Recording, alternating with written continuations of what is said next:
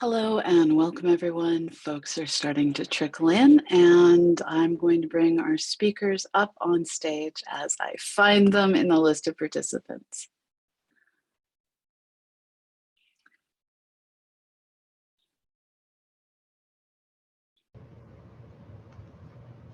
Hi, Pamela. Hello, how are you doing? You are a black box. Oh, There. am I no longer There. a black box? You're no longer a black box. Did you It's get so my good to see slides? you. I wanted to check. I did. I found everything. The telling me it was on box made it so much easier because I would never have found that email. So thank you. I love that backdrop, Tyler. Oh, thank you. It's one of my favorites. It's just framed super well as well for being on Zoom. You get to see somebody enjoying the eclipse there. So Yeah. Yeah. I'm in the clouds. I just like it. All right. So there is our team. Excellent. Okay. So we still have a few more minutes. It's delightful to see. Test my audio real quick. Yeah, we hear you. Can you hear me? Okay. I'm using a new device, which is maybe ill-advised for a presentation, but you know, you only live once. Thank you. Oh, there's everybody. Mine working okay? Yeah. Looks good. All right. Excellent. And y'all can hear me good? Yes. Yep. Fantastic. All right, so I'm going to disappear in just a moment and will simply be a voice from the background who is here to show the slide presentations. And if I see someone with their hand raised and the timing is appropriate, I will be letting Tyler know that you are there with your hand raised, or I'm going to work to relay questions from the chat. So feel free to ask these good folks for the information you need to have a successful Eclipse experience. Okay. I now have the pleasure of turning things over to Tyler Nordgren, who made my intern squee the other day because she is a complete national parks fangirl. Like, scratch off masks and map and everything, and she's like, oh my God, you know him. So this is the human who is responsible for doing amazing artwork that inspires all of us to just keep going outside and looking up and remembering that our national parks are one of the most delightful resources that we have for dark skies in this nation. So Tyler, I'm going to let you introduce the rest of your fine crew, and I'm now going to disappear into the background. All right. Thank you, Pam. All right. So let's see. We still have another minute before 12:55. So we'll let folks come in, but I just want to make sure that everybody can hear me. Sounds like I'm getting thumbs up, so that looks good. Let's see here. I'll just give it another minute. Hopefully everybody had a good first day of the workshop. I don't know about you, but at 3:30 Eastern time, I had my alarm go off so I could look out the window and see if I could see the sun. And no, there was a cloud in front. But where I'm located is 30 miles off of totality, so it wasn't as crucial for me. But all right, let's see. Looks like we've got a good number of folks. It's 12:55. All right, let me go ahead and I'll just start by introducing myself, and then I'll introduce each of our four panelists in turn. At that point, they'll be able to speak, each one of them, for 10 minutes about their activities, either during the last eclipse or during the upcoming one, or both. And then at the end, we'll go to a Q&A for everybody and just have a discussion. At that point, if you have any questions, if you do have a question while the presentations are going on, please put them in the chat. If it's a question for our panelists that you would like everybody to talk about, start with 3 question marks in the chat and then put your question. Otherwise, feel free to wait until the Q&A time after our 4 panelists have spoken. Raise your hand, we'll call on you, and we'll just take the discussion as it goes. So let me just start briefly by introducing myself. I'm Tyler Nordgren. I'm an astronomer, former university professor. I'm known at this point for writing the book Sun, Moon, Earth, History of Solar Eclipses from Einstein to Exoplanets. But I also do poster art for national parks, NASA, mostly the Half the Park is After Dark poster campaign. But for the 2017 eclipse, I did a whole bunch of eclipse posters, and those actually wound up in the Smithsonian. So pretty happy about that. But you're here to see the 4 panelists. And so let me just start by introducing each of the panelists. Our first panelist is Andrea Jones. She's the public engagement lead of the Solar System Exploration Division at NASA's Goddard Space Flight Center. For the 2017 eclipse, Andrea worked with Earth to Sky to train interpreters at state and national parks and other informal education institutions in eclipse science, safety, and related NASA resources and activities. Andrea co-led NASA's eclipse support for Homestead National Monument.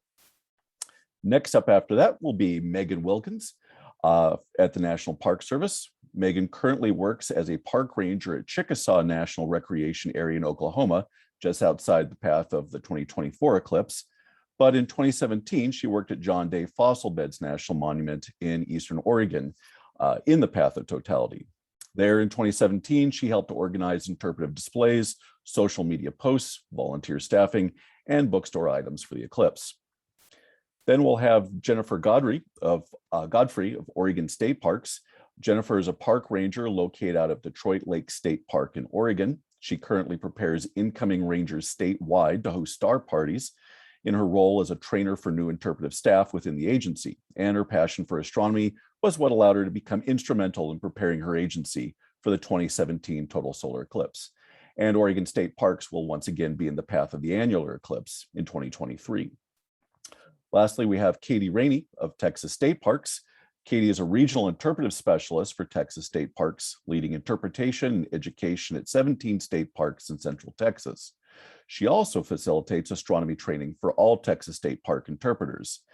Katie's prior eclipse programming includes the 2012 partial solar eclipse in Texas, and as everyone knows, Texas is the crossroads for the 2023 and 2024 eclipses, as you can see over her shoulder.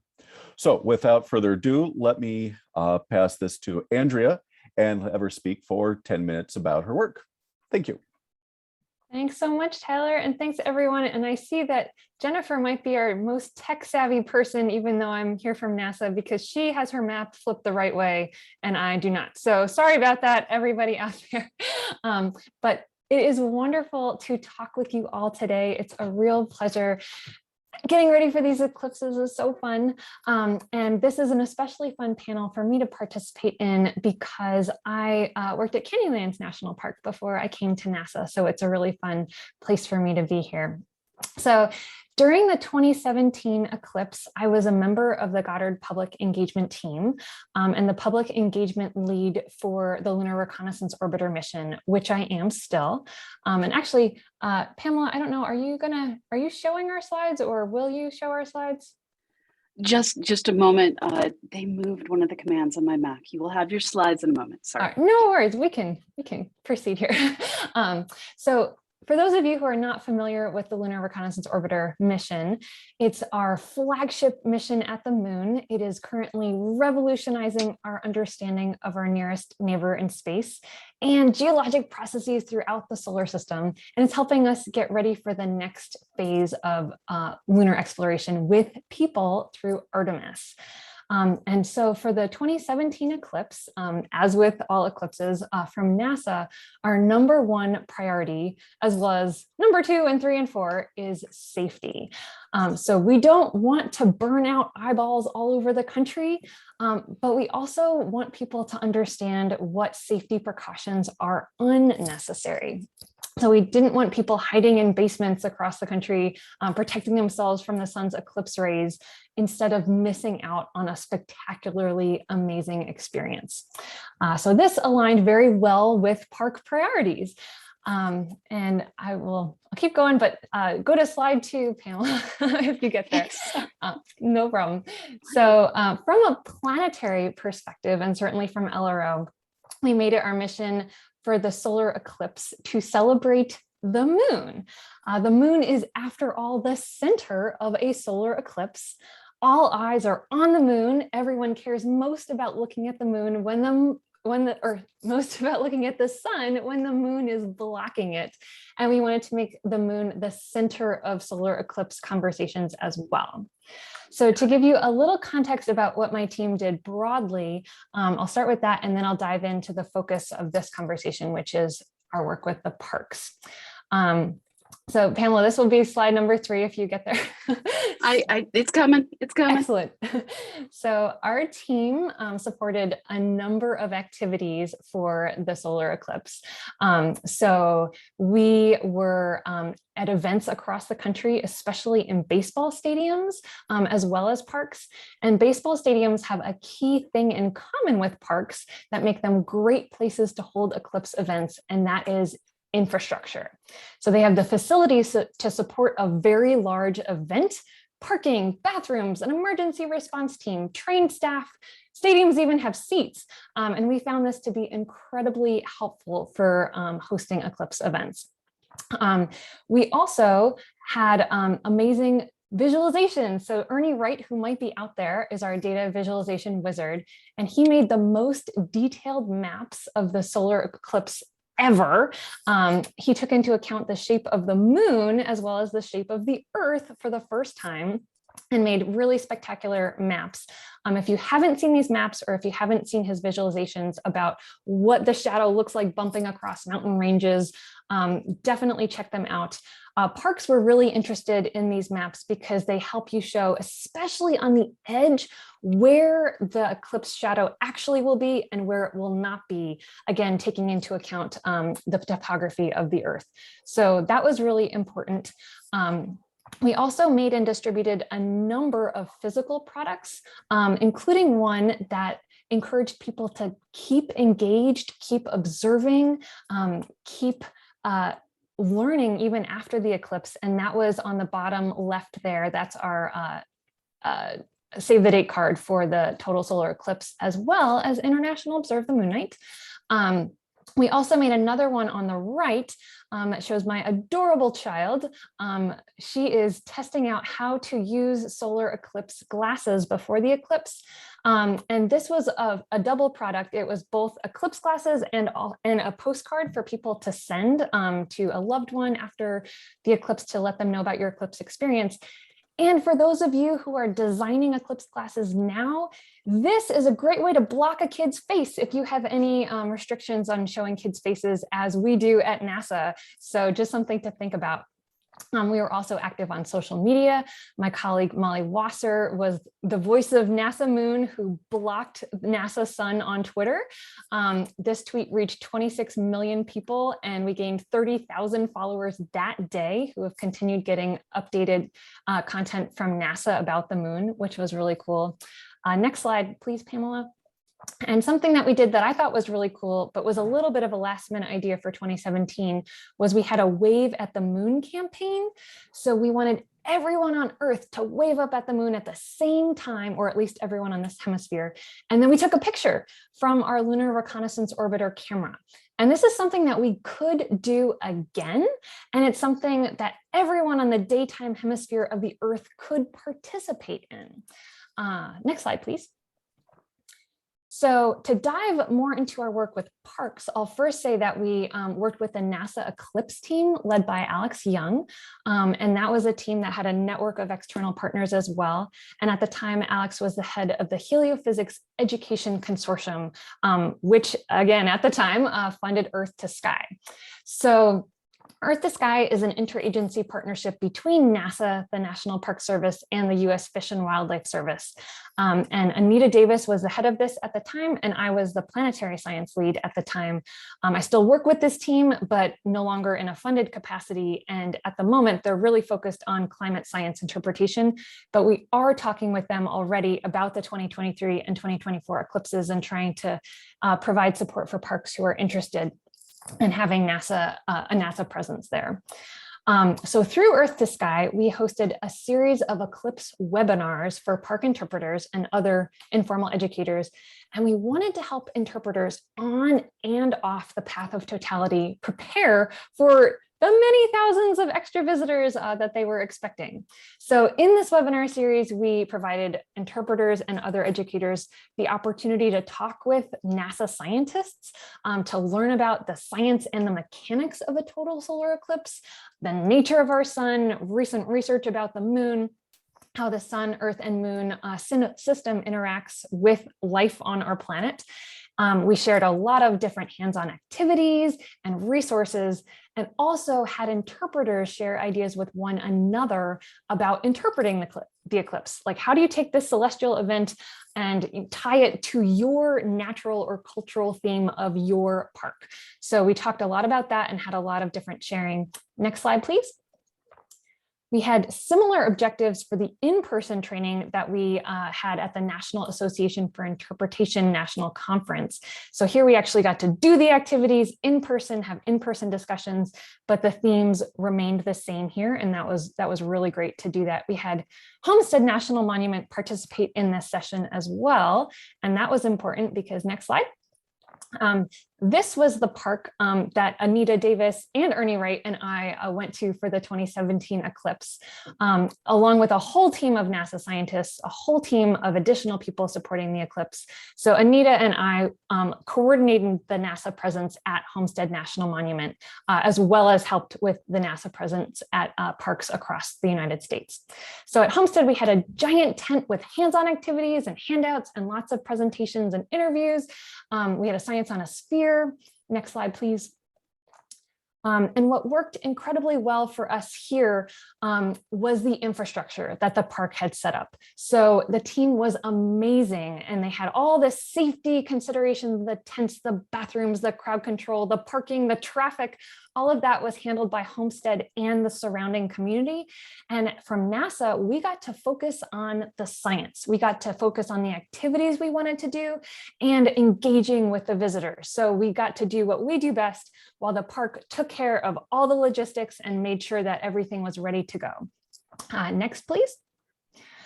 So we wrote an article for the ASP conference series about the collaboration between NASA and the National Park Service. Anita Davis was the lead author of this, and National Park Service contributed as well. And I would say that these are relevant to the 2023 eclipse as well. I won't go into them in detail, as I know I am short on time here, but instead I want to finish by saying how well I thought the collaboration between NASA and the National Park Service worked. So parks are place-based and NASA is not. We can be anywhere, and parks can make use of NASA information and resources and make them relevant to that place and for that visitor who is there at that time. Interpreters are just the best at getting to people's hearts.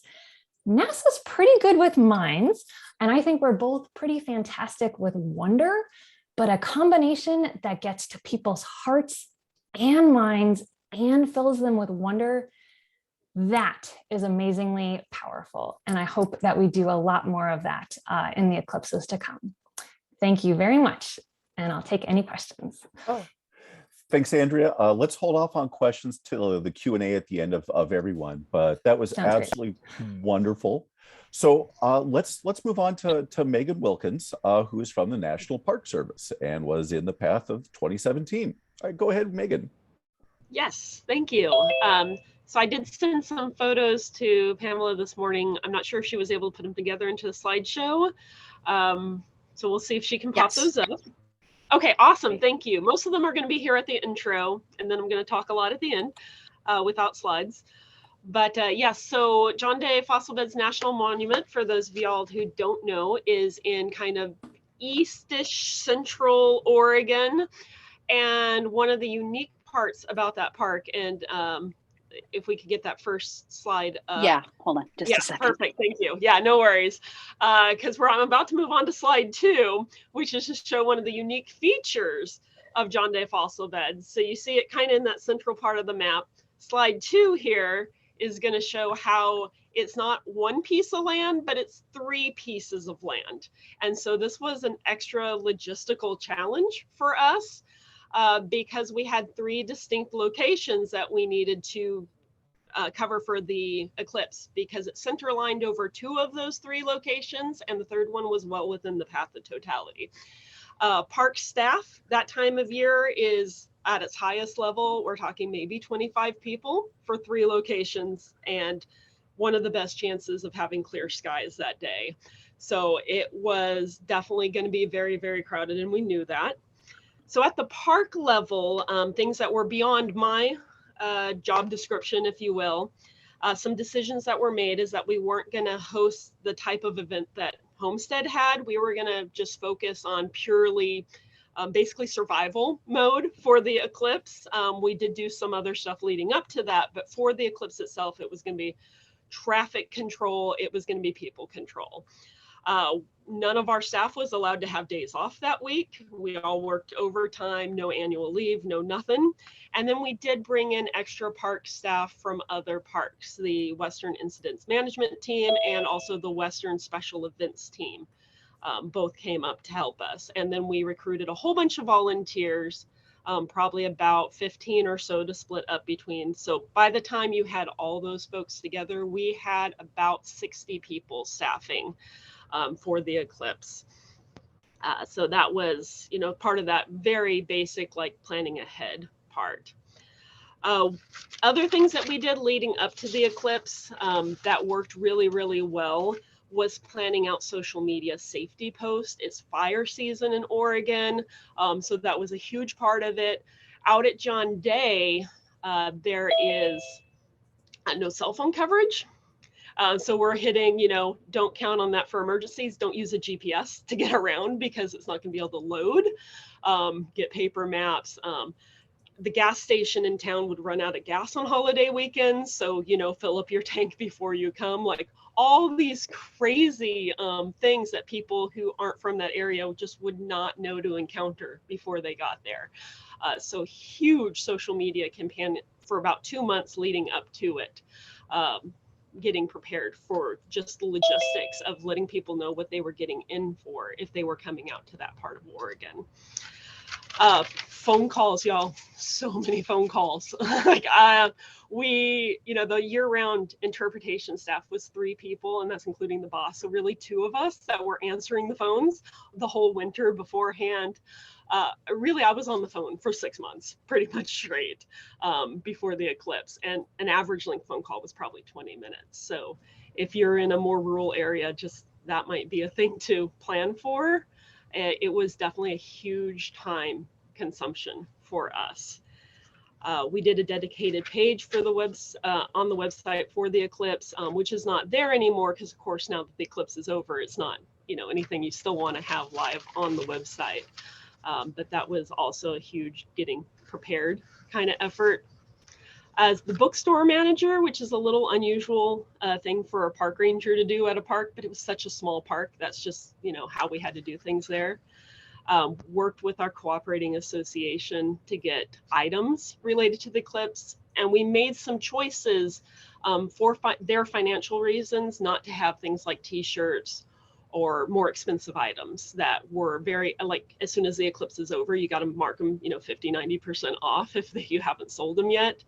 So we stuck with more affordable items or things that had a longer shelf life, like books, that we could still have after the eclipse and maybe folks would still want to buy without having to lose money for the association. Tyler made us some awesome art. If we have that slide available, that would be awesome to show. That's the Clarno unit. That's one. Sorry, I skipped over it. Painted Hills unit. Yep. Is the one Tyler sent separately. No worries if we don't have it handy. I'm sure Tyler has it handy somewhere. You can sure find it on his website. But we had prints. We sold those out before the eclipse started even. Magnets, postcards, lots of other things as book. We also had some things from other vendors as well, especially like kid-focused books and so on. Most of those things sold out before the eclipse. Very few things were left over afterwards. But we stocked way up, not just on those sorts of things. That wasn't our focus. Oh, and the eclipse viewers. Oh gosh, yeah. I mean, we deliberately bought way more of those than we could ever have because we didn't want to run out, right? Like, handing them out just like candy the day of the eclipse. We were selling them for like a year ahead of time, which was great. Paid for those eclipse viewers for sure. But we stocked up on other items too, because so many people would never have been there before and would never probably be there again. We sold so much stuff in that bookstore, like half a year's worth of sales in a week. It was insane. So, oh, there we go. There's Tyler's poster. So it was definitely worthwhile to think ahead to what other items you might want to have on hand, because that everybody's just so happy on an eclipse. Oh my goodness. For the interpretive part of my job, the thing that actually gives me my job title, we did make a temporary exhibit, and the poster here was part of that. And that went in the lobby of the Thomas Condon Paleontology Center. If we go back to the original slide deck, that is the big building that you guys will see when Pam finds the picture of it. And it's a really impressive visitor center for the Park Service. It is by far the most massive, most new, like best visitor center that I've ever encountered as an employee. That's part of the exhibits, not even all of the exhibits, just maybe a quarter of them. Massive lobby, absolutely massive lobby. And then I think the previous slide is a view from outside. And that hill was actually where I was physically for the eclipse, just pointed a different direction to watch it off in the distance. But we were so busy that parking lot was overflowing. People were parking like a mile along the sides of the highway. Just, oh my gosh. But getting ready for it in that main lobby, we had the exhibit that I put together, bought some stock art of eclipse stuff, used Tyler's artwork as well. Reach out to folks who do like eclipse photography, got some good photos that they allowed us to use for free. I think altogether artwork for that exhibit ended up costing us about $20 for use rights. So totally worth the time and investment to do something like that. It will pay for itself in spades. We also invested in a lot of supplies to make pinhole viewers.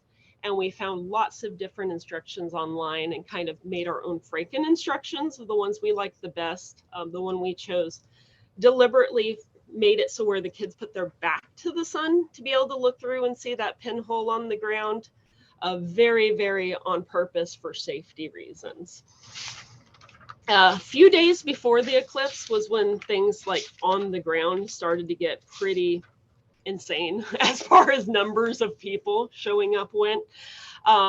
This is probably a pretty extreme case compared to what most people will encounter because of where we were, because of the chances of seeing things, the fact that it had been so long since there had been a previous eclipse.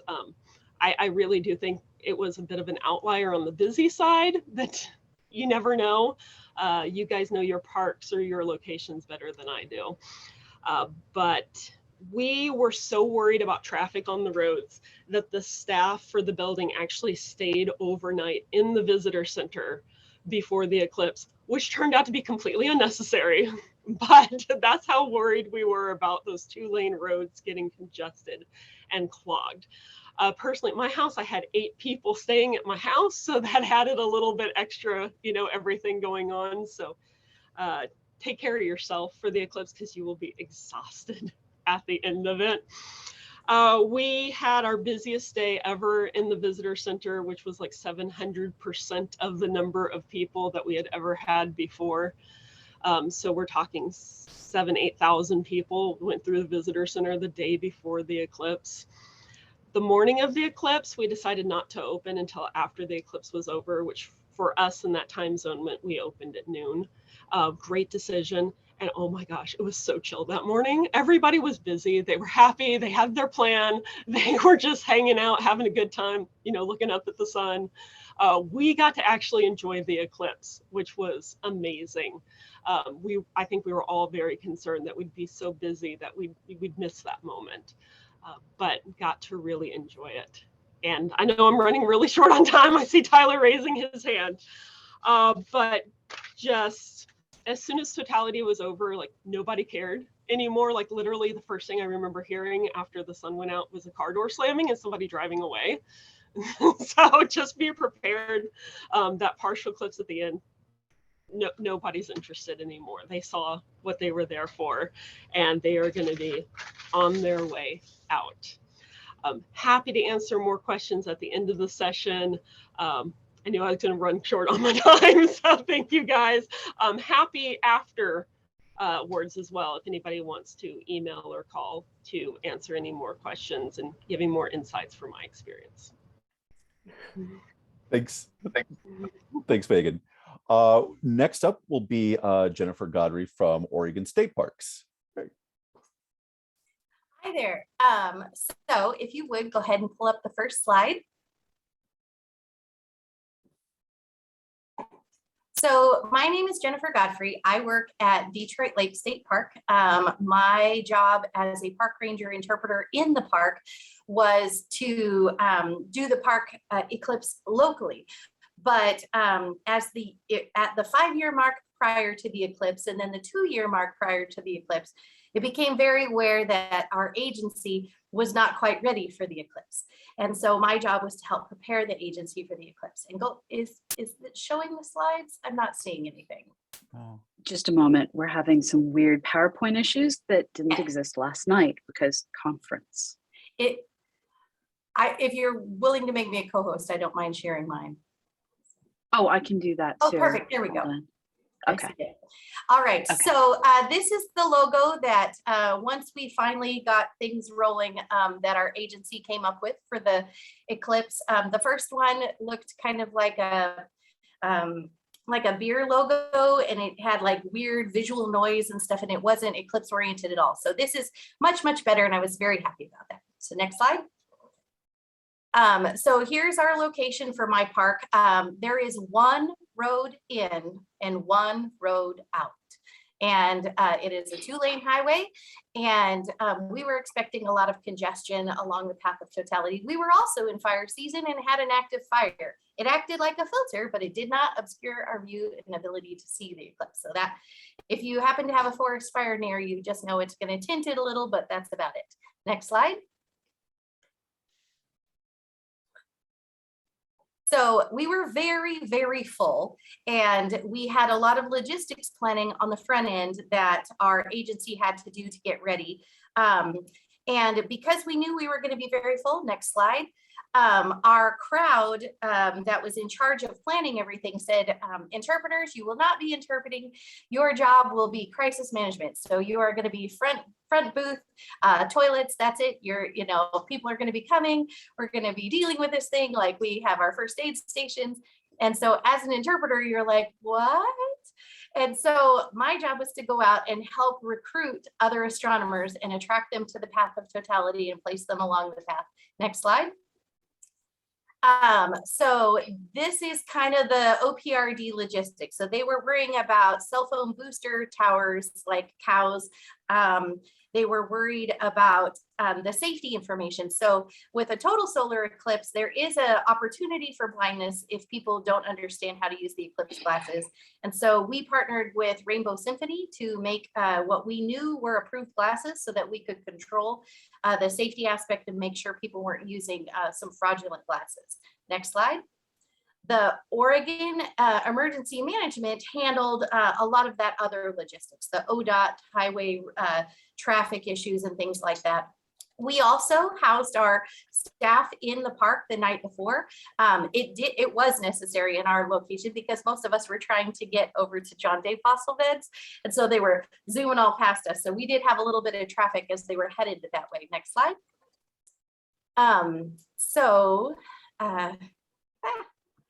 There we go. Next slide. There it is. So we had some messaging that the agency was working on. And as an interpreter, I got to help design some of this messaging. It's very important that these messages got out. So this is the stuff that's not exactly about the eclipse itself, but as an interpreter, your job is to help somebody have a good guided experience. So making sure that people knew about how they were going to move in the space, how they were going to behave in the space, how the event was going to go. Those are all things that an interpreter or an education outreach person can play a significant role in. Next slide.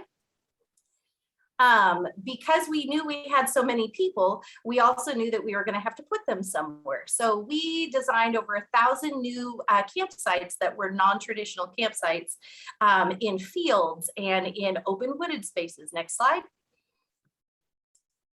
We were putting them where you would park a horse. We were putting them in the place where the picnic table is normally a day use area, group shelters. Next slide. We were creating spaces that weren't there, but we knew were in a good visibility. So we scouted the year before to figure out where the sun was going to be, and this is how we did it. Next slide. We had programs. So this one is Willamette Mission State Park, and they actually created campgrounds that were RV accommodating. So most of the sites that we were doing in open fields were tent sites, but this one we did increase the number of RV sites and porta potties at least a year in advance. Make sure you have your plans ready for that one. Next slide. So when it comes to educational and programmatic opportunities, I don't know if you can see my little window of me, but I am a huge fan of Dennis Schatz's book on like the solar science. So this is a fantastic book and I really like it. So back to the slide. So in the programs, that's where a lot of these came from. Leading up to the eclipse, you're going to want to explain to a person what they're going to experience, what they can expect, how to enjoy the space if their passion is photography, if their passion is, storytelling and things like that. We brought in people to do this because we're toilets and logistics, right? So all the interpretive staff are being pulled off for more important things. This is where those partnerships with astronomers come in handy because they allow you to offer that visitor experience that will help them to understand the logistics of what they're about to see and to understand the wonder of what they're about to see. And maybe they'll set up a solar telescope so they can kind of look at the sun a little bit. The stuff leading up to an eclipse is about understanding what you're going to experience. The stuff after an eclipse is about expressing what you just felt. So a lot of artwork activities and things like that. Our agency chose to comp the night after the eclipse to keep people from leaving right away. So we gave all of our visitors a free night after the eclipse, and that helps significantly with the traffic flow. Next slide. This is a view from one of our day use areas where we brought in an astronomy expert to help us with the education and outreach while we were parked over there in the truck, making sure that nobody was having issues parking. Next slide. Here, Teresa Summer, a member of the Astronomical Society of the Pacific, and Gina Brissenden, a NASA representative, are educating the public on what they're about to see, what they're about to experience. Next slide. While the rest of my staff was like, oh, you are a single car, you are going to park here. And one of the things that we did when we were parking people, if you have to do as a state agency, the logistics portion is you figure out, does the person want to leave right away or do they want to mill around if it's a day use area? If they want to mill around, you park them first. And if they want to leave right away, then you double park that person behind them. So we were double parking in our boat slips. Next slide. We were utilizing our swimming area as a parking lot. As you can see, there's some smoke over there in the haze. Next slide. But our staff is very resilient and they could solve all the problems. So the one on the right is my park manager. The two on the left are members of our executive team who came out to help with the logistics. So it was really an all hands on deck effort. Next slide. So these are some of the education and outreach things. This was over at our North San Niam State Park. So here Teresa is modeling how to do an eclipse with a yardstick. And in the bottom right, you'll notice the Braille book that NASA made out called Modeling or Getting a Feel for Eclipses. Sighted people as well as visually impaired people loved this book. So if there is one for the 2023 and 2024, get your hands on it. Make sure there's at least one at every park. Highly recommend it for the sighted and the visually impaired. It increases your welcoming and your inclusivity at your parks, and it's just a great resource. Next slide. So this is a little bit of the activity. So the night before we had kids dancing out the Eclipse with plushies. And the day after we had them expressing their art with chalk and black paper. It's cheap, it's easy. It allows people to express what they saw, and there was a huge variety. Folks really loved it. Next slide. We had evening programs that were packed to capacity. I had people sitting not only on the benches, but on the railings on the side. And we had astronomers giving beautiful presentations. So it was fantastic. So bring in those partnerships. Next slide. We had the news media coming to talk and interview our scientists as well as our artists and astronomers. Next slide. Next slide. Okay, we had scientists. So I had portions of the shore cordoned off for scientists, and then I had portions of the shore cordoned off for photographers, and then I had another portion of the shore cordoned off for general visitors. So next slide. The general visitors have a different objective in the space than do the scientists. So see if you can find the ranger in this picture because she's there. So I'm off to the right. Okay, next slide. The path of totality went through urban areas and through the coast and all the way over on the east side. My director is my deputy director in the top left picture. Folks on the coast, our state capital. So just making sure that you have an experience for everybody. Notice everybody has Eclipse glasses. We were tossing people. It was crazy. Next slide. You are going to have people attempting to do wild and daring things. This is at Smith Rock. This is actually a park staff who wanted to go hike a cliff during the thing. We had alerts on all of our phones for people climbing to precarious heights. So just know if you have rock faces, people are going to try and get higher. Okay, next slide. Photography is amazing. Next slide. Animals enjoy it. They behave differently. Next slide. So looking ahead, just making sure that, and you can go through these fairly fast. So like one every 2 seconds.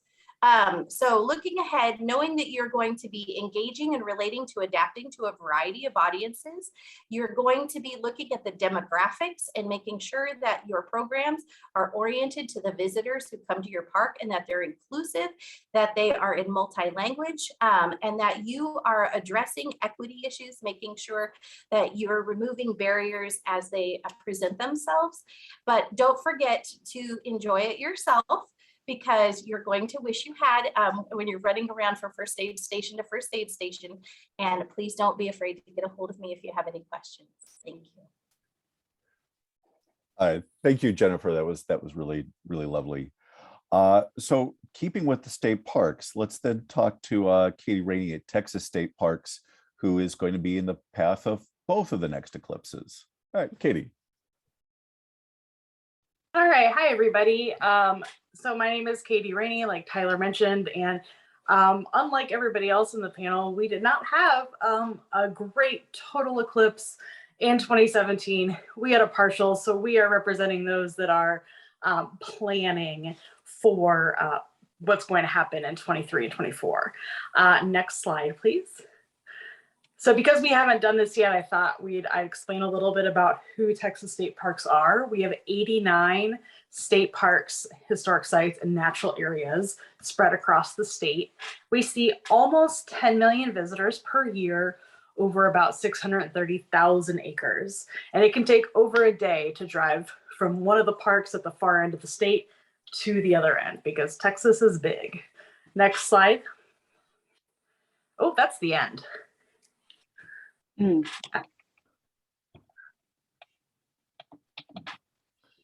Almost. That's the beginning. There we go. At our 89 parks, we have 65 full-time interpreters with about 700,000 visitors in a non-COVID year. that attend interpretive programs. Next slide. And we also are committed to astronomy. And a lot of this, of course, is night sky related, but I share it to show what kind of programming and commitment we already have to looking up at the sky. And unfortunately, as of Thursday, the slide is incorrect because of the new Big Bend Dark Sky Reserve, which is super exciting. So we actually now have 6 parks that are either an international dark sky park sanctuary or in a reserve, and 15 parks at a very low Bortle scale level. Because of this, we've really committed to training our interpreters and our park staff to share the night sky with visitors. Next slide. So I'm going to talk a little bit about what we do currently and then how we hope to parlay that into success for 2023 and 24. Next slide. So probably the biggest thing that we do is our annual night sky training. This was a training that the McDonald Observatory in Fort Davis, Texas actually started with us many years ago under some grant funding. And then when the grant funding ran out, we took over the training, but we still partner with them for some of it. So these are for staff that do interpretation, mostly full-time interpreters. We do it out at Fort Davis, at the observatory, and also at our state parks. And for the most part, it's taught by state park staff. And next slide. And we train in basically how to make astronomy interpretive, but we also give our folks that opportunity to get hands-on. So a lot of our parks have these 4.5-inch tabletop reflectors. We're buying more 6- and 8-inch Dobbs now as people start to establish more astronomy programming, and as we get into it even more. So they get that interpretive training, they get that background knowledge, and they also get that hands-on opportunity to use it at that training and then beyond. Next slide.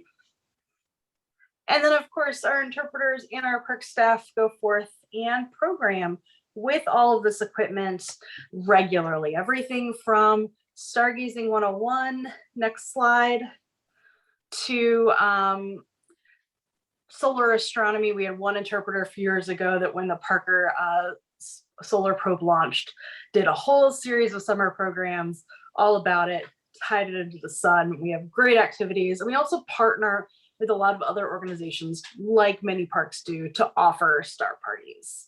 Next slide. So here we've got the Austin Astronomical Society out at Pedernales Falls State Park at their Star Theater offering a star party. Next slide. And we also worked with the Texas Astronomical Society out at Palo Pinto Mountains, which is not open yet, but it will be in a few years, and the San Antonio Astronomical Society at Hill Country State Natural Area. So we have interpreters doing astronomy programs. We also have a really amazing network of partners. Next slide. And we also have 2 state parks actually with professional observatories at the state park. Brazos Bend State Park and Resaca de la Palma State Park down in the Rio Grande Valley. Next slide. So we have a great foundation of programming. And in 2017, we had an amazing partial solar eclipse. I obviously was not in Texas for that. I was in Nebraska. But we still had a great deal of interest in programming because of the media attention. And I told a lot of people, you know, you're going to have folks, I know it's a Monday, you're going to have more visitors than you expect. And we were right. So what you might expect for a Monday morning program in a partial eclipse zone, you know, maybe 20, 30, 40 people come, but a lot of our parks, it was, you know, 100, 200. So not completely overwhelming, not thousands, but enough to where those that were in the partial zone kind of alerted and said, oh, well, this is a big deal. We are going to have people coming out to our parks. So we'll have state parks all over Texas in that partial zone for both eclipses. And we anticipate having a good amount of visitation there as well. Next slide. So for 2023 and 2024, we're focusing kind of on the interpretive side of things and the operational side of things. And for training, we're planning on using our existing training infrastructure, like our night sky training and our regional meetings. We have a great program of webinars and other virtual options that we deliver to our staff on a regular basis. We're planning on safety and interpreter training around the solar eclipse, not just for our interpreters, but for every single staff, park host, and dedicated volunteer. And we're purchasing interpretive equipment early. I don't know if anyone's tried to buy a solar filter lately, but I was supposed to get one for my birthday in February, and it is still on back order. Still waiting for that. So we're trying to boost our supplies as early as we can. Next slide. A lot of people within our state parks and out of our state parks are also looking at the operational side of things. This is very much still a work in progress for us, but Texas State Parks has an advantage. We started establishing day use reservations and capacity limits at our park well before the pandemic. Places like Enchanted Rock State Natural Area, Goddard State Park, Brazos Bend State Park, really popular, beautiful places, would fill up to capacity. And I'm not just talking about we run out of picnic tables or campsites. It's we run out of parking spaces and the sewer system cannot handle any more people. So we have capacity limits in place. During the pandemic, a lot of parks were overrun for the first time because they didn't have, no one had anywhere else to go aside from being outside in nature. So we're hoping to use our existing capacity limits and our existing reservation system to parlay into success. You can go to the next slide. And we're also very much looking at places like Oregon State Parks and South Carolina State Parks who had a successful 2017. I have everybody's white paper and after action reviews on my computer, compiling notes, and we will use those quite a bit. As you can see, on this screen, I've got a screenshot of some of our day use reservations that, again, our visitors are used to doing, and we'll continue to do that into our next set of eclipses. Next slide. And I just want to say that eclipses is what got me into astronomy. This is me. I can't remember if this was the solar eclipse or the transit of Venus in 2012, but that was really my first foray into solar programming. And I love it so much. I'm always a proponent of it. And our interpreters also see that as a great opportunity. So we are really excited. I'm excited. I don't have to drive to Nebraska in this time. I live just outside of Totality in both ways, but I will be able to scoot on in pretty easily. Last slide. So here's my contact information if anyone has questions or if any of our Texas folks are out there thinking about how they might work in with state parks. Thank you for your time, and I am all done, just under 10 minutes. Fantastic. Thank you, Katie. All right, so looking at the clock, we have 32 minutes for questions and answers. So let me open this up. If you could raise your hands if you have any questions for our panelists, just let me know. Yeah, let's see. Let me first just throw out a question that I have. If there's one thing, this goes for our parks rangers, if there was one thing that you trained for that you thought was going to be a really good activity to do with visitors that actually turned out to be the most successful thing you did, like if you could only do one thing, what would that one thing be? All right, I'll jump in. It was something done at the national level, which was a junior ranger booklet for the eclipse. We unfortunately were not able to get enough copies or badges for what we needed. They had a limit and they didn't make any exceptions for those of us under the totality path. So we did run out before the eclipse, but that booklet was really well received. And if you can get your hands on a copy of it, and I don't know who put it together, but it was probably done by government employees on government time. You would want to verify that, but if it is, it's in the public domain. So do what you will with it if you can get that confirmation.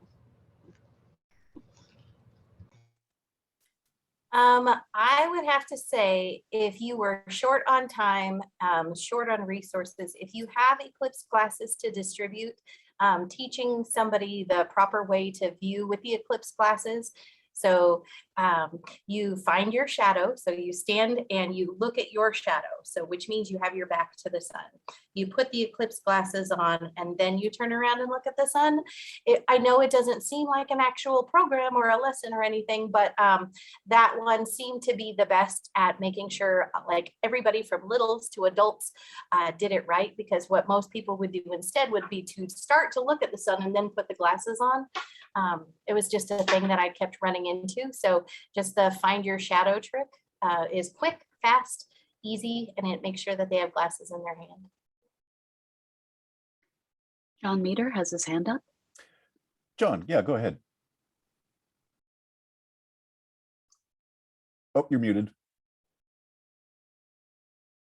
Oh, John, you're muted. Oh, let's see here. Yeah, that better. Can you hear me now? Much better. Good. Yeah, I live in Maine, and I've been working with the Friends of group for the Katahdin Woods and Waters National Monument, which is a new national monument. We've been running star parties there since before it was a monument, actually, and we're planning events for it. Because in Maine, it's going to be challenging because this time of year, the ground, if it's not covered with snow, it's covered with mud, and the national monument has only dirt roads and all kinds of logistical problems. So we're looking at moving into the community nearby to do these events. I was just wondering, Megan, do you have a friends group that, because we have a very active friends group with the park here, and that's who I've been working with, doing lots of educational stuff around the park. And I was wondering if other people had groups like that and how that coordinated with, because this is kind of brand new for us. Yeah, we actually did not have a friends group at John Day Fossil Beds. What we did have was a cooperating association, which was phenomenal and filled in some of those gaps. They weren't able to provide us with, actual people because they were based out of Seattle, but they were able to provide us with a lot of financial assistance. Like they bought all of the Eclipse viewers, and yes, we sold some in the bookstore, which helped recoup some of their losses on that, but they went into that knowing that they might not get any of that money back, and they were fine with that. We, worked really closely with them to, get those specific items that we did. I cannot say enough good things about that association. I worked with them very closely for a long time, and they were phenomenal to work with.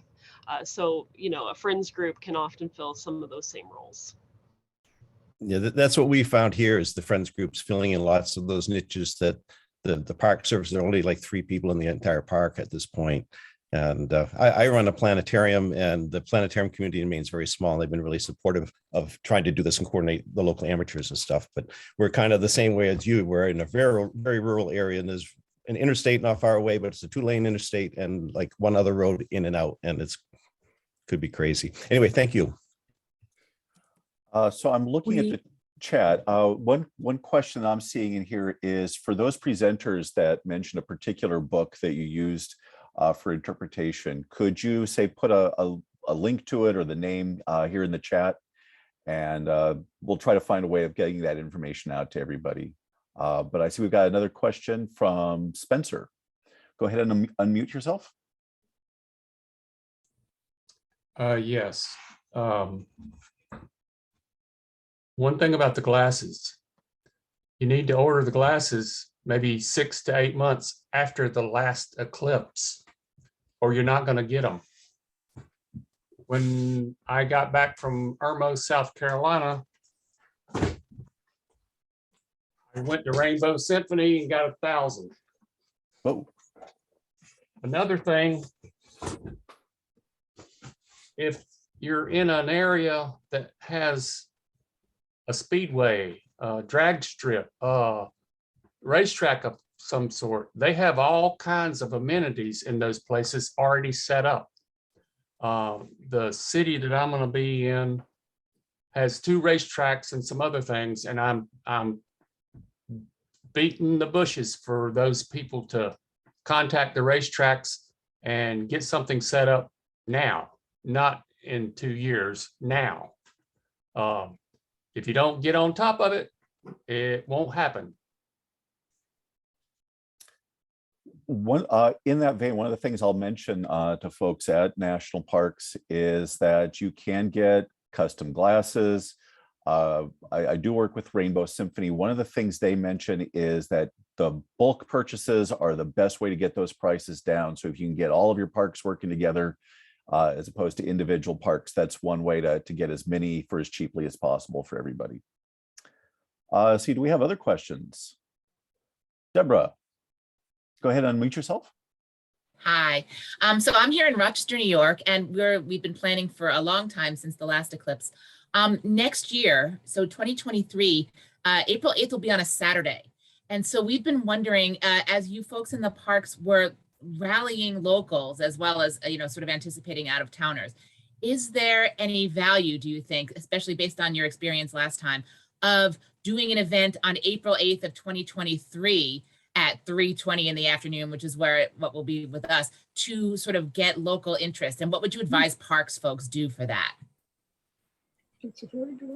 So I will tell you that the 1 year mark on the August prior was when I started my first program, and then we did them weekly and in outreach formats from that point forward. But yeah, I do like the idea of doing something on the day of, at the time of the year prior, just as a way to kind of wet people's whistle and get them excited. Maybe give out the solar filters, the eclipse glasses then too, to like be able to sort of, mark the day, because there might be, if you have any good activities that would be great for a non-eclipse, but still solar fun. I'd love to see any resources like that. I think that'd be wonderful. Yeah, that solar science book, through the National Science Teachers Association, or whatever the acronym is now, it's fantastic on a whole bunch of solar science activities, plus everything made by the Astronomical Society of the Pacific. It's like hitting the easy button. I will point out that we had quite a few people the year before and probably even 2 years before, and there's a date sometime, on the other side of the solstice that they were also coming out and scoping for. I don't know what that date would be for, probably sometime in August for this April eclipse that's coming up. But the really serious people who were out scouting ahead of time started showing up on those dates. I don't know how many of them would have come to a program that we were giving. We were so far out from everything, depending on the day of the week. I don't know that we would have had anybody come to a program, but those people will show up and they will talk to you in many cases. So they'll want to know what you're planning. And they'll want to know if they can. So our reservation system was 9 months out, and at the 1 year mark, they're like, but can I make a reservation? Yeah, our reservation system is 5 months out for camping. So we're even tighter there. Should be interesting. I see we've got a question from Laurel. Laurel, why don't you go ahead and unmute yourself? Katie, because you're a state agency, what sorts of MOUs have you established with the other state agencies? And how are you working with your state Department of Transportation, your state emergency management agency, and all those others? Yeah, so I'm much more on the interpretive side of things than operationally, but I can say that we have a very close relationship with our not only statewide transportation department, but also our each individual precinct, because they maintain our roads, because we are state roads for the most part. And same with the Texas Department of Emergency Management. Folks on my agency have not really started planning operationally yet, but they will. There's a few of us, I think, similar to what Jennifer did in 2017, who are continually prodding and poking and ringing that bell. In fact, I'm presenting at our statewide interpretation conference just this next week, all about the eclipse, and that's going to be really the first formal training that we have just 2 years out. So thanks. I would imagine we will be coordinating with them. Our local communities have already started. Chamber of Commerce and local maintenance things have already started, but I can't speak too much to my agency right now yet. I guess, Jennifer, same for you. What sort of MOUs and other agreements do you have with state agencies? And you said you work with the Department of Transportation. So we're speaking to the 2017 eclipse. I haven't checked in yet on the 2023, but the best thing you can do is inspire your emergency manager within your agency to then get active with their emergency manager unit. And if you can get them inspired, and if you can get them, like, you treat it like an interpretive program and you light them up and make them excited about it, because then they will become your best advocate for the logistics planning that again is outside of your realm as an interpreter. So I am a huge proponent of deputizing internal staff and making sure that they are empowered to go make those advocate, play those advocate roles, reaching out to agencies and making sure you have the cows on hand for the cell phone towers, making sure you have the traffic signage and logistics planning, things like that. First aid stations set up remotely. So yep. Thank you. Deputize the tower. Did you have to get the cell phone towers, or did another state agency? Another state agency. Yeah, I was going to say that shouldn't be your role. That should be the state agency. Yeah. My job was to inspire and lobby. Yeah.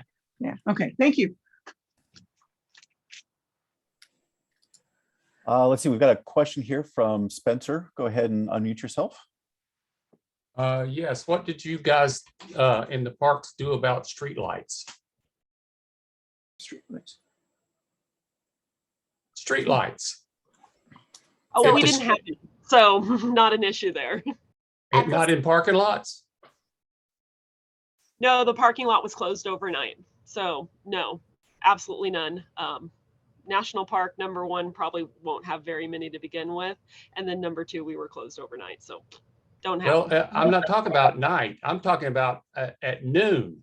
Yeah. If you remember, Yeah. it gets so dark, those street lights will come on.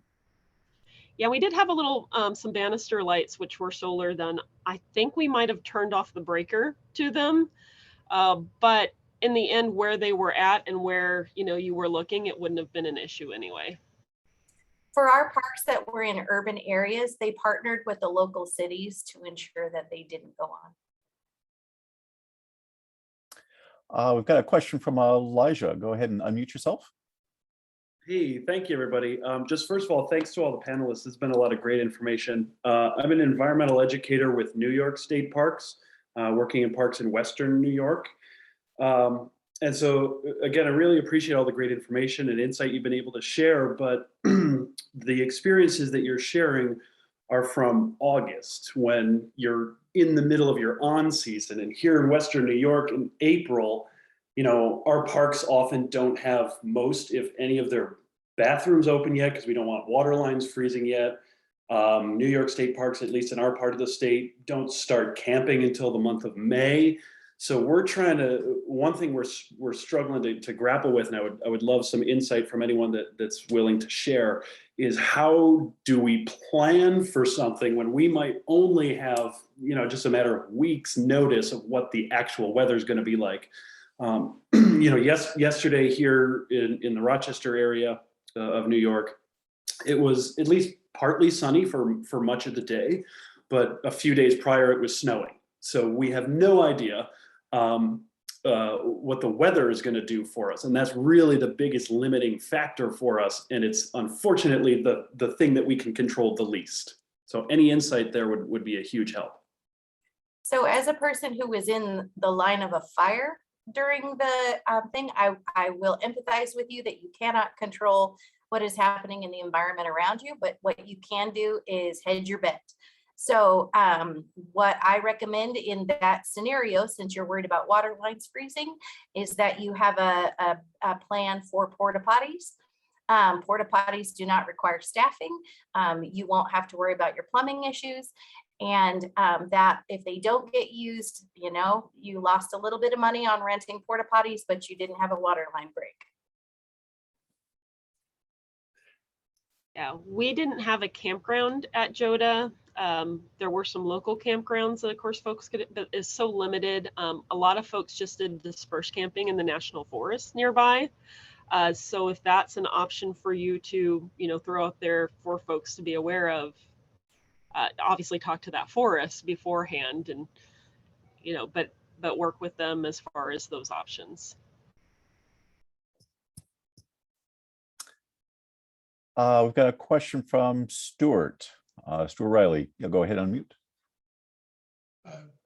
Good afternoon. Good presentation, my dear friends, especially the national parks. I usually go through the national parks as I enjoy my elderly years.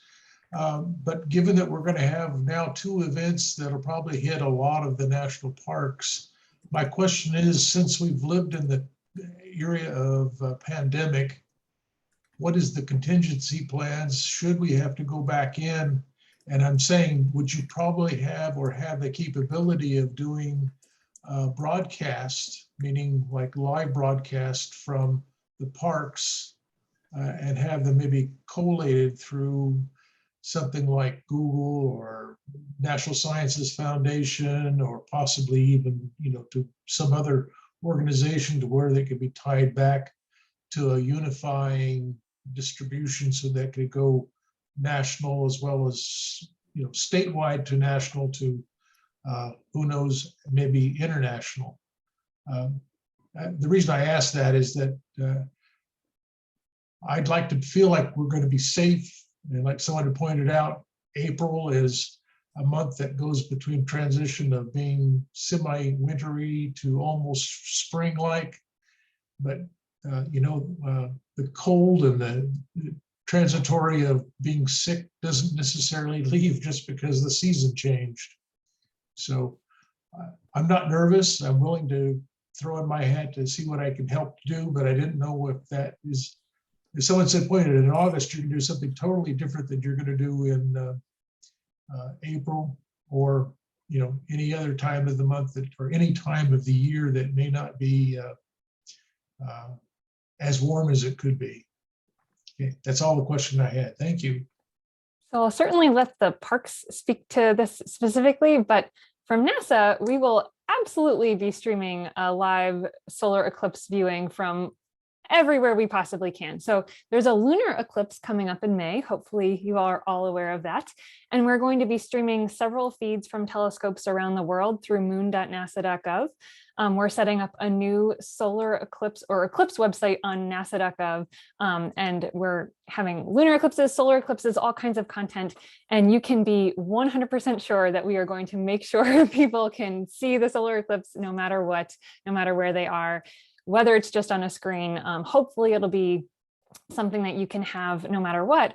But if you're in a park, for example, I see some people concerned about weather, you can always tune into a nasa.gov site if you have internet, and we would be delighted to have you share, a stream of a solar eclipse or potentially multiple solar eclipses in real time. So we'll help you out from that one.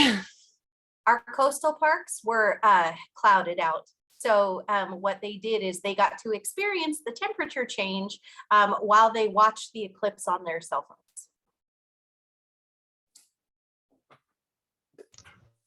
Yeah, it's going to vary so much from park to park. I can only answer for, at John Day, we had a lot of researchers who wanted to come and do stuff, and we couldn't host them because we didn't have the internet capability. So we would not have been able to do a live stream because we just didn't have high-speed internet at all. We had like the one line for the park, but it's a secure government line, and that's it. You can't let other folks use it. So, and it wasn't all that fast anyway. So yeah, so it's going to widely vary what parks are just physically capable of. You can't put in, T1 lines for a one-day event. That's a very good point. We will also record them, just as a note, Megan.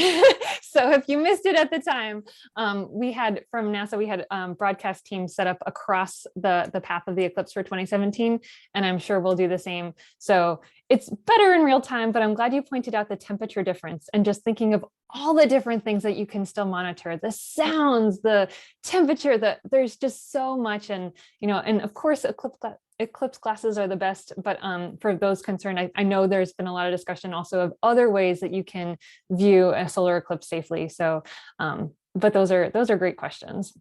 The birds going down into the bushes, and my Canada geese who normally overnight at Mongold and there were 300 cars there, and then them turning around and flying up the lake going honk honk, like because their spot was taken. it was priceless. So even if we had been clouded out, that would have been worth its weight in gold for me. So the temperature differences, the sounds, the bird behavior, there's lots of ways to experience an eclipse. You're outside. So pandemic wise, great, be outside, spread out.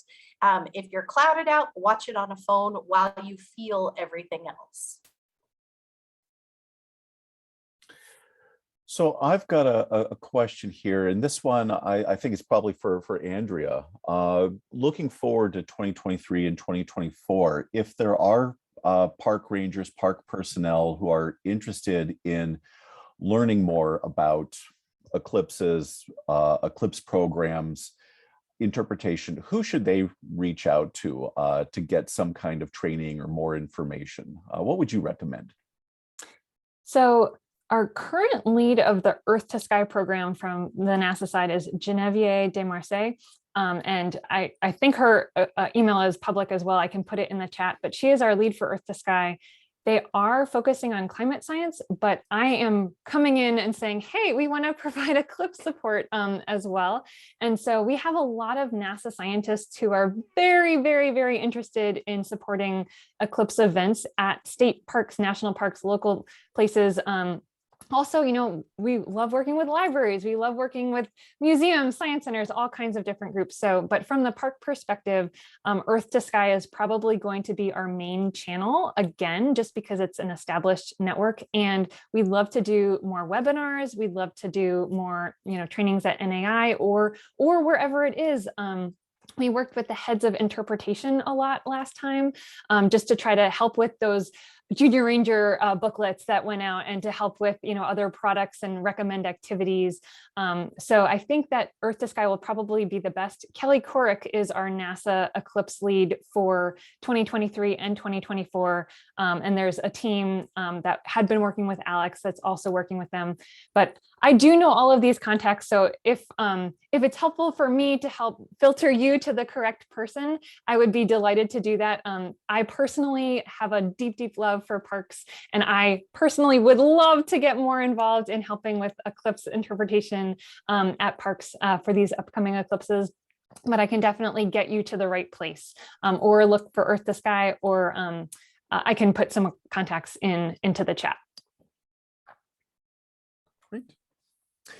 Well, I see we've got about 10 minutes, maybe a little bit less left here. So I've got one last question. When I was contacting folks about this panel, a number of rangers, both national park rangers, but also state park rangers in parks that were in more cloudy areas, essentially said, we don't know. We haven't yet seen an eclipse. We want to hear from the professionals, the people that have been through this before. We don't even know if people are going to want to come to our park. So for the panelists here, if you had one piece of wisdom that you could give to these brand new park rangers who are in iffy locations, what would you say to them? Better to be over-prepared than under-prepared? Definitely leading up to the eclipse, people are still going to be interested in things like viewers. Even if they choose to drive someplace else on the day of, they're still going to stop by and ask you for information as one of the places they're maybe scouting out, or something that they expect you to know this information. So at least I'd say have some of that stuff, even if you don't have as many boots on the ground for the eclipse. And any good interpreter can pivot. Like, you can take your eclipse programming and you can turn it into a solar science activity. Like, say you don't have the visibility, or say you don't have the totality, or say you don't have whatever. You can pivot it and talk about what you do have. We do craters of the moon activities. And so, you know, the moon is obscuring the sun, but you know what? I'm not in the path of totality, but I have a moon, you know, so a good ranger will pivot. And people are going to come. You know, people look to state parks and natural areas and historic sites as the experts on nature in their community. Even if you're in a partial area, if you're offering anything, even if it's just an open space with a bathroom, people are going to come. And if you're in the path of annularity and you were in the path of totality last time, make sure that the lesson you're getting across is this time there's not that moment to take off your glasses. Please leave your glasses on the whole time. I don't want you going blind. All right, any final questions from the audience there?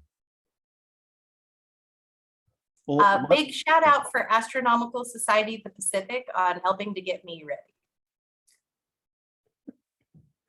absolutely. Well, I want to thank everybody for coming. The national, state, local parks, these are the places people go to because they're beautiful, they're accessible, they may be in your neighborhood, they're the place you can go to maybe look through a telescope and see the stars at night, and see the stars when you camp out. So these are the places people think of for seeing nature. And so I want to thank the panelists for being there in parks, for being there for people, for helping train those people that are going to be sharing the eclipse with everyone else that goes and visit them. And I want to encourage all the people that are in attendance today, if you aren't a park ranger, if you're an amateur astronomer, a professional astronomer, reach out to your local park, find out if they need help. All right, give them a call. Chances are those park rangers, as we've learned today, are going to be cleaning toilets the day of the eclipse and might actually need a real expert on hand. So with that, let me just tell folks what we've got coming up. We're going into a break now. Our next session, plenary session 4, Informal Education Public Outreach 2, is going to be starting at 11:30 a.m. Pacific, 2:30 p.m. Eastern. I'll be hanging out here in this session here for the next few minutes. So if you've got any questions, feel free to ask. Otherwise, we'll look forward to seeing everybody in this afternoon. All right, thank you very much.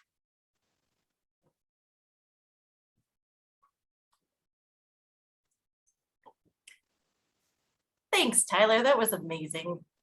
Oh, you all were Yeah, wonderful. this was so fun. Thank you. It was so lovely to meet you all. And thank you, Tyler. I had a great time. And thank you all for your great questions out there. This is so fun. Let's get ready and have great experiences for people across the country and beyond. I think Jennifer. Good presentations all. Tyler, you had a question about Indianapolis 500 racetrack?